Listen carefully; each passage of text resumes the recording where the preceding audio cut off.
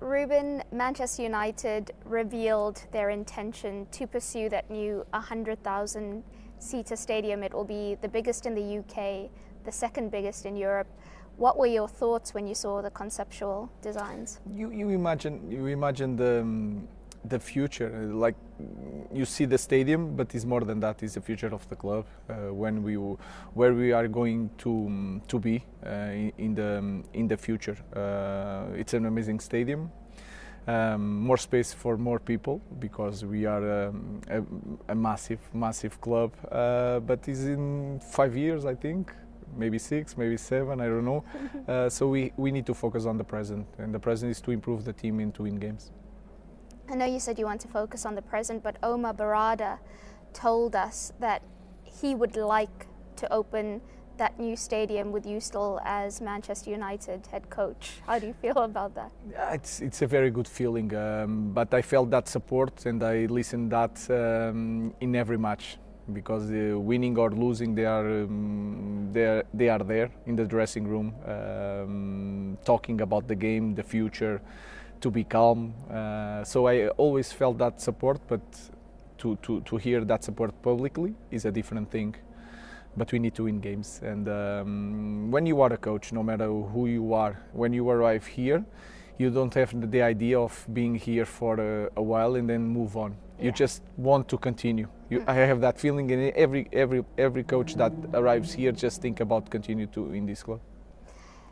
Very interestingly there, you said you've had the support privately, but it's important to have it publicly. You've had it now in the last 2 days from not just Omar Barada, but Sir Jim Ratcliffe. So does that just give you a little bit more confidence, even if you're getting it from them, for everyone to know around the world that you are receiving that support? It's important more for the other people, not for me. I'm a confident guy, and I'm really honest with me. So I can see our performance and our results. I am guiding myself through that more than just the support. The support is a good thing, but I don't lie to myself. So I'm always confident in my capabilities, but I'm driving myself with the performance and the results more than what other people are saying. But it's really important because it gives stability to the club. There is a plan. There is a owner, a CEO, a coach, and we are going through the time to try to turn things around, and that is a good thing.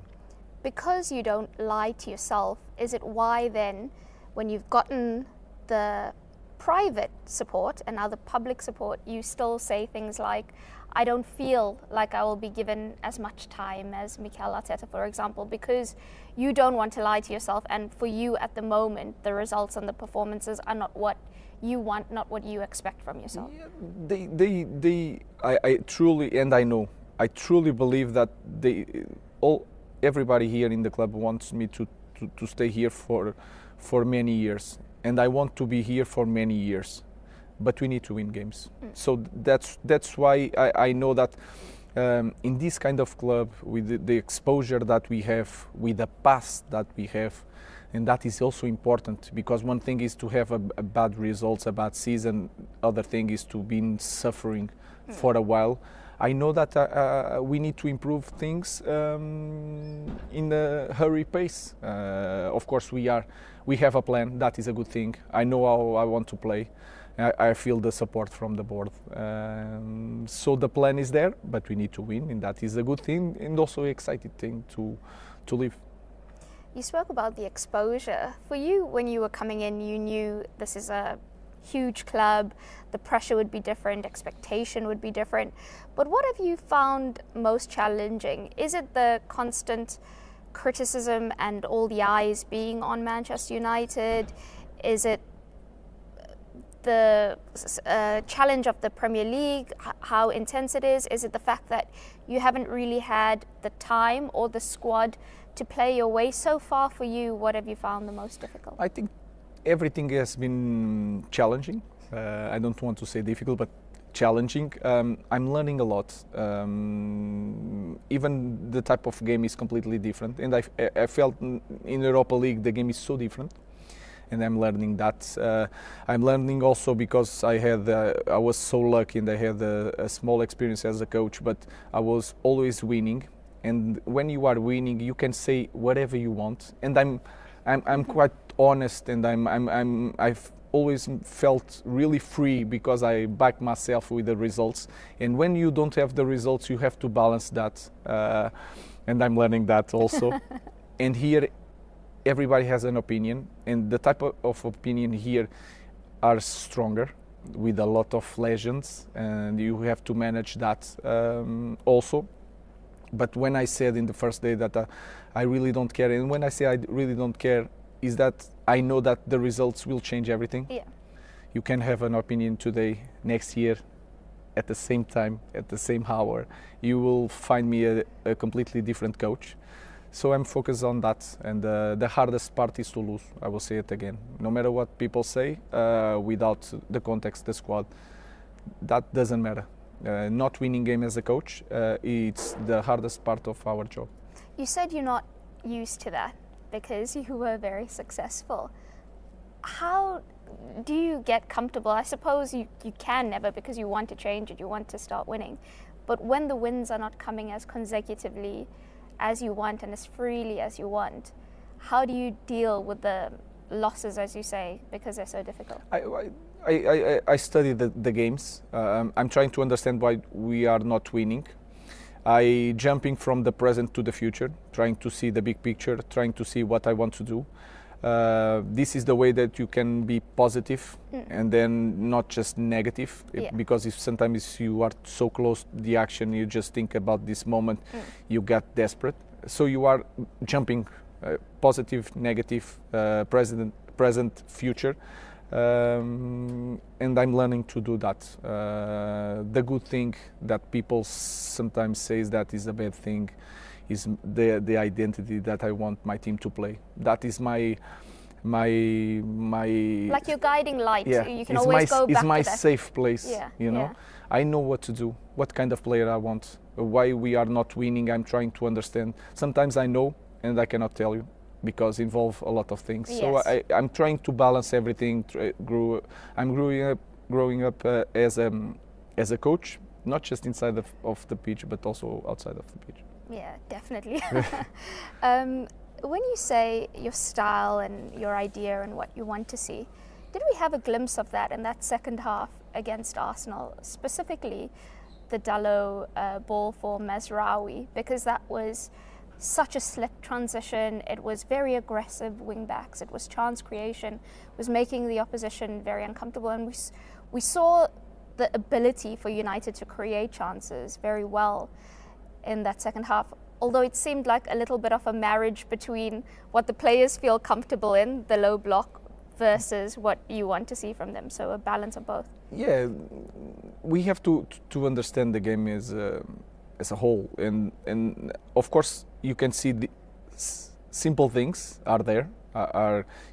We can see it now, little bits of what we want, but we are going to be so much different. Sometimes we have to defend in the low block, but every team does that.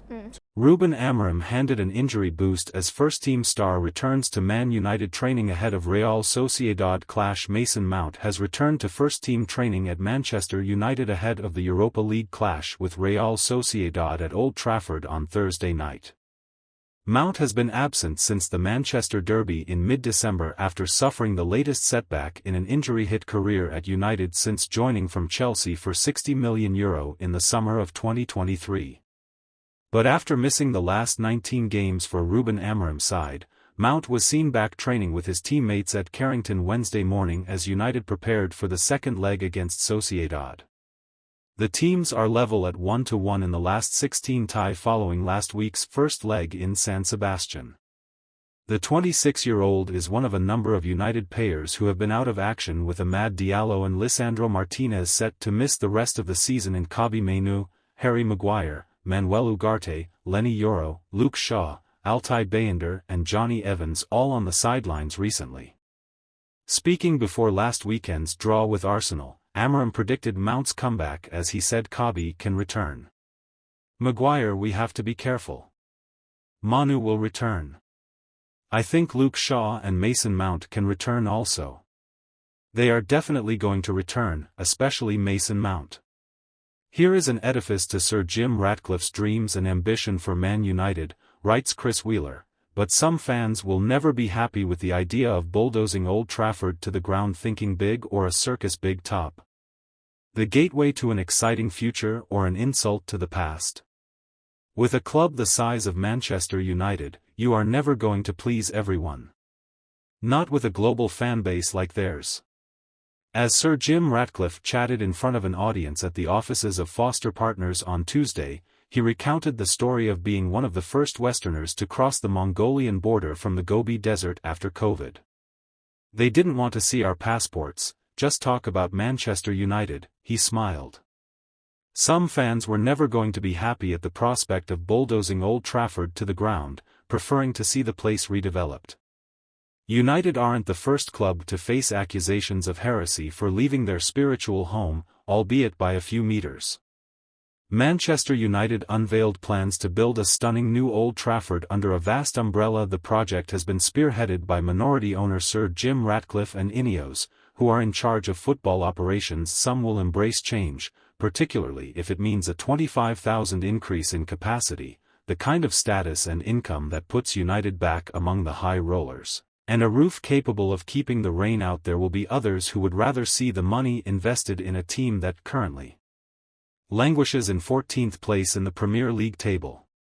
But it has been clear for some time that a brand new stadium is Ratcliffe's preference, and his vision was displayed in all its glory in London on Tuesday. Talk of a €2 billion project seemed rather incongruous, coming just a day after he stared down the lens of a TV camera and predicted that United, one of the world's biggest clubs, could have gone bust by Christmas. It is hard to imagine he and the Glazer family watching their crown jewel disappear down the plug hole without lifting a finger, but maybe the doomsday prediction was designed with Tuesday's events in mind. But it has been clear for some time that a brand new stadium is Ratcliffe's preference, and his vision was displayed in all its glory in London on Tuesday. Talk of a €2 billion project seemed rather incongruous, coming just a day after he stared down the lens of a TV camera and predicted that United, one of the world's biggest clubs, could have gone bust by Christmas. It is hard to imagine he and the Glazer family watching their crown jewel disappear down the plug hole without lifting a finger, but maybe the doomsday prediction was designed with Tuesday's events in mind. It remains a conceptual design for now. Not the finished article. But Sir Jim is rather pleased, we were told, so it would be a surprise if the stadium that opened sometime around 2030 doesn't look remarkably like the designs we saw in London. What if the fans don't like it? There is still time for consultation, came the reply. Only there won't be.